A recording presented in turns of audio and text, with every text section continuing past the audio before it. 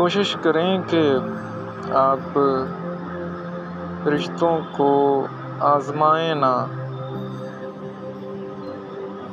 کیونکہ آج کل جو زمانہ ہے، جو دور چل رہا ہے، اس میں بڑا کم ہوتا ہے کہ لوگ آپ کی آزمائش پہ پورا اتریں۔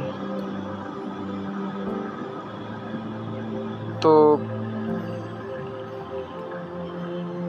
اگر تو اگلا بندہ آپ کی آزمائش پہ پورا اتر آتا ہے، جو کہ بڑا کم ہے،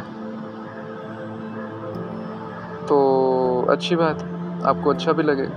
لیکن اگر وہ آزمائش پہ پورا نہیں اترتا تو آپ یہ سوچیں گے، آپ یہ چاہیں گے کہ یار کاش میں یہ رشتہ آزماتا ہی نہ، چلو کم از کم رشتہ تو بچا رہتا۔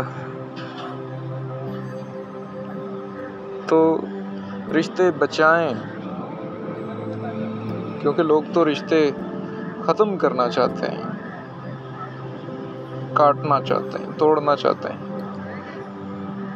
تو جو بچا لے وہی کافی ہے، آزمانا تو دور کی بات، آزمانے سے گریز کریں۔